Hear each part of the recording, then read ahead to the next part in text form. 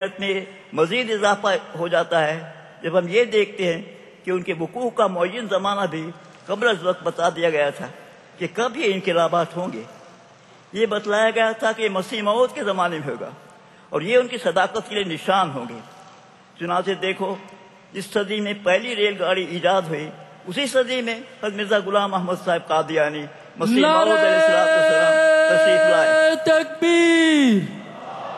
حضرت محمد مصطفیٰ صلی اللہ علیہ وسلم، حضرت خاتم الانبیاء غلام احمد کی، غلام احمد کی نعرہ تکبیر! آپ 1835 میں پیدا ہوئے اور آپ نے 1891 میں اللہ تعالیٰ سے الہام پا کر مسیح موعود ہونے کا دعویٰ فرمایا۔ ریل گاڑی کی ایجاد برطانیہ میں ہوئی۔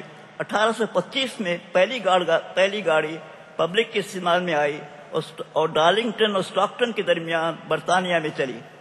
ریل گاڑی کے موجد جارج اسٹیفنسن تھے۔ 1836 میں لندن میں ریل گاڑی شروع ہوئی۔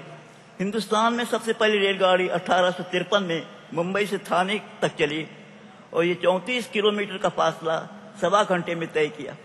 پھر اتنی ترقی ہوئی کہ 1910 تک ہندوستان میں 32,000 میل کی لائن بن گئی۔ حضرت صلی اللہ علیہ وسلم کی بعد 14 صدیاں گزری، لیکن ریل گاڑی عین اسی صدی میں آئی جس صدی میں حضرت مسیح موعود علیہ السلام تشریف لائے۔ نہ ایک صدی پہلے آئی نہ ایک صدی بعد میں آئی۔ اگر نعوذ باللہ کوئی خدا نہیں تو سوال پیدا ہوتا ہے کہ حضرت صلی اللہ علیہ وسلم کو کیسے معلوم ہو گیا تھا کہ ریل گاڑی کی آمد اور مسیح موعود کی آمد ایک ہی زمانے میں ہوگی۔ اللہم صلی علی محمد وعلی آل محمد وبارک وسلم انک حمید مجید۔ نعرہ تکبیر!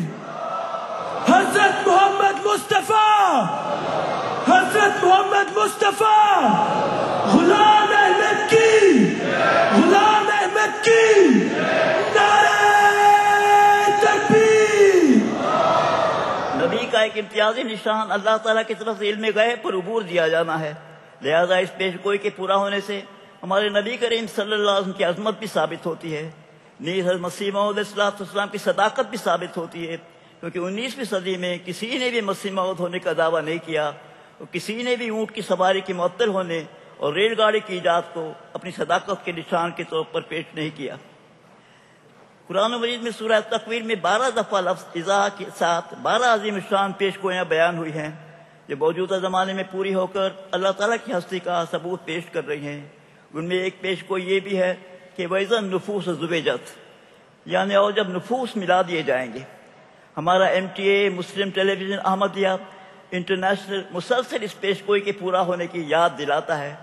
یہ ہم پر اللہ تعالیٰ کا کتنا بڑا فضل ہے کہ ہمارے پیارے امام کسی بھی جگہ خطاب فرماتے ہیں تو ساری دنیا کے احمدی آپ کے خطاب سے فیض یاب ہو جاتے ہیں۔ الحمدللہ نیز MTA تبلیغ اسلام کا ایک اہم ذریعہ ہے اور سیدنا حضرت مسیح موعود علیہ السلام کے اس الہام کے پورا ہونے کی بھی یاد دلاتا ہے کہ میں تیری تبلیغ کو زمین کے کناروں تک پہنچاؤں گا۔ نعرہ تکبیر! MTA نعرہ تکبیر! وَإِذَا النُّفُوسُ زُوِّجَتْ کی پیش گوئی کے پورا ہونے کا ایک پہلو یہ بھی ہے کہ اس زمانے میں ہر علم سے تعلق رکھنے والے سوسائٹیاں بن گئی ہیں۔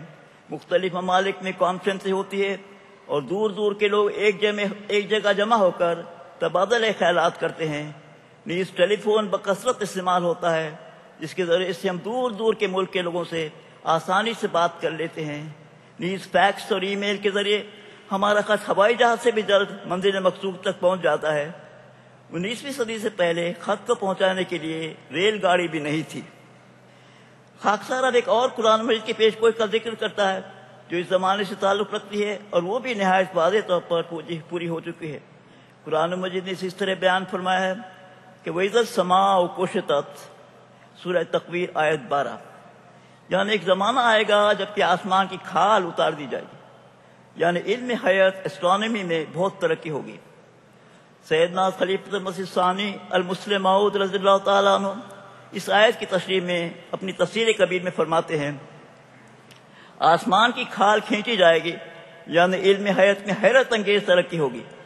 ہماری زبان میں بھی کہتے ہیں کہ تم تو بال کی کھال اتارتے ہو، جس کا مطلب ہوتا ہے کہ تم تو بہت باریکیاں نکالتے ہو۔ چنانچہ اس زمانے میں علم خیت میں خیال و وہم سے بھی زیادہ ترقی ہوئی ہے، اور سیر نجوم اور وسعت عالم اور خلق عالم اور اجرام فلکی وغیرہ کے بارے میں غیر معمولی علوم کا اضافہ ہوا ہے، جو گزشتہ ہزاروں سال میں بھی نہ ہوا تھا۔ گیلیلیو نے 1609 عیسوی میں دوربین ایجاد کی تھی اور ستاروں کی کثرت کو دیکھ کر دنگ ہو گئے تھے۔ اس تاریخی واقعے پر 400 سال گزرتے ہیں، اور اب 400 سال گزرنے پر اس سال اقوام متحدہ یونائٹڈ نیشن کی تحریک پر ساری دنیا انٹرنیشنل ایئر آف اسٹرانومی منعقد کر رہی ہے۔ اب تو یہ حال ہے کہ نہ صرف زمین کی سطح پر بڑی بڑی دوربینیں پھیلی ہوئی ہیں، بلکہ زمین کے باہر بھی دوربین چکر لگا رہی ہے۔ 200 سال پہلے صرف 200 سال پہلے میں ایک ستارے کے فاصلے کا بھی علم نہیں تھا۔ 1838 میں پہلی دفعہ ایک ستارے کا فاصلہ معلوم کیا گیا جو 10 نوری سال نکلا، یعنی وہاں سے ہم تک روشنی کو پہنچنے کے لیے 10 سال لگتے ہیں۔ باوجود اس کے کہ روشنی ایک سیکنڈ میں 3 لاکھ کلومیٹر کا فاصلہ طے کر لیتی ہے۔ سورج جو 15 کلومیٹر کے فاصلے پر ہے، وہاں سے روشنی آنے کے لیے صرف 8 منٹ لگتے ہیں۔ لہذا یہ ستارہ سورج سے کوئی 10 لاکھ گنا زیادہ دور ہے۔ یہ ستارہ 61 سگنی کہلاتا ہے، اور فاصلہ معلوم کرنے والے سائنسدان کا نام FW بیسل ہے۔ دراصل سورج بھی ایک ستارہ ہے جو نزدیک ہونے کی وجہ سے اتنا بڑا اور روشن معلوم ہوتا ہے۔ اب تو یہ حال ہے کہ ہم اتنے دور دور کے ستاروں اور کہکشاؤں کے فاصلے معلوم کر لیتے ہیں جہاں سے روشنی کو ہم تک پہنچنے کے لیے اربوں سال لگتے ہیں۔ وہ اربوں سال پہلے جو کائنات تھی ہم اس کا مشاہدہ کرتے ہیں۔ اب اگر ہمیں کوئی خبر ملے کہ نئی گیلیکسی یعنی کہکشاں دریافت ہوئی ہے، وہاں سے روشنی آنے کے لیے 10 کروڑ سال لگتے ہیں، تو ہمیں کوئی بھی حیرت نہیں ہوتی، کیونکہ ایسی باتیں سننے کی ہم کو عادت بن چکی ہے۔ حالانکہ 10 کروڑ نوری سال بہت بڑا فاصلہ ہے۔ الغرض قرآن مجید کی پیش گوئی وَإِذَا السَّمَاءُ كُشِطَتْ اتنی واضح طور پر پوری ہو چکی ہے کہ کوئی شبے کی گنجائش نہیں رہی۔ سبحان اللہ بحمدہ، سبحان اللہ العظیم، اللہم صلی علی محمد وآل محمد۔ اب خاکسار رسول کریم صلی اللہ علیہ وسلم کے ایک اور عظیم شان پیش گوئی کا ذکر کرنا چاہتا ہے جس کا تعلق سورج سے ہے۔ حدیث شریف میں یوں آتا ہے لا یخرج المہدی حتی تطلع من الشمس آیا، یعنی حضرت امام مہدی علیہ السلام اس وقت ظہور و خروج فرمائیں گے جب آفتاب کے ساتھ ایک نشانی بھی طلوع ہوگی، بہار الانوار۔ حضرت مسیح موعود علیہ السلام نے اس پیش گوئی کا ذکر براہین احمدیہ حصہ پنجم صفحہ 181 میں فرمایا ہے۔ آپ فرماتے ہیں اور لکھا تھا کہ اس وقت آفتاب میں ایک نشان ظاہر ہوگا، چنانچہ اب تک ظاہر ہے اور دوربین سے دیکھا جاتا ہے۔ بلا شبہ آسمان پر سب سے زیادہ نمایاں چیز سورج ہے۔ زمانہ قدیم سے لوگ سورج کو دیکھتے چلے آئے ہیں، اور سائنسدانوں اور دانشوروں نے بھی مشاہدہ کیا ہے۔ اس کے باوجود 19ویں صدی سے پہلے ہم کو یہ علم بھی نہیں تھا کہ سورج کن عناصر سے بنا ہوا ہے اور اس کی کیا حرارت ہے۔ 1814 میں ایک عظیم جرمن سائنسدان جن کا نام فرونوفر تھا، انہوں نے سورج کی روشنی کو پھاڑ کر دیکھا تو ان کو نظر آیا کہ سورج کی روشنی میں مختلف رنگ کے علاوہ کئی سیاہ رنگ کی لائنیں بھی ہیں۔ یہ سائنس کی بہت بڑی تحقیق ہے، اور سورج کا اسپیکٹرم یعنی طیف کو فرونوفر اسپیکٹرم کہا جاتا ہے۔ خاکسار کے نزدیک حضرت مسیح موعود علیہ السلام نے سورج میں ایک نشان کا جو ذکر فرمایا ہے وہ یہی فرونوفر اسپیکٹرم ہے جو دوربین اور اسپیکٹروسکوپ یعنی طیف نما کی مدد سے حاصل ہوتا ہے۔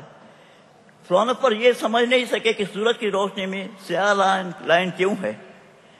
پھر ایک لمبا گزر جانے کے بعد 1859 میں ایک اور دوسرے جرمن سائنسدان کرکوف نے اس بھید کو سلجھایا، اور وہ اس روشنی میں سے بھید یہ ہے کہ سورج کے گرد ایک فضا ہے جو سورج سے حرارت میں کم ہے، اور وہ اس روشنی میں سے ان ویو لینگز کو جذب کر لیتی ہے، اور اس کا نتیجہ یہ ہوتا ہے کہ ان ویو لینگز کی جگہ سیاہ لائن آ جاتے ہیں۔ سورج کی اس فضا کو بعد میں کروموسفیئر کا نام دیا گیا۔ سورج کی سطح جو ہم کو نظر آتی ہے وہ فوٹوسفیئر کہلاتی ہے۔ زمانہ قدیم سے لوگ سورج کی ایک فضا سے واقف تھے جو کورونا کہلاتی ہے۔ یہ سفید رنگ کی ہوتی ہے اور مکمل سورج گرہن کے وقت سورج کے گرد نظر آتی ہے۔ 3000 سال سے زائد عرصے سے ہم کورونا سے واقف تھے۔ لیکن سورج کے فوٹوسفیئر اور کرونا کے درمیان جو کروموسفیئر ہے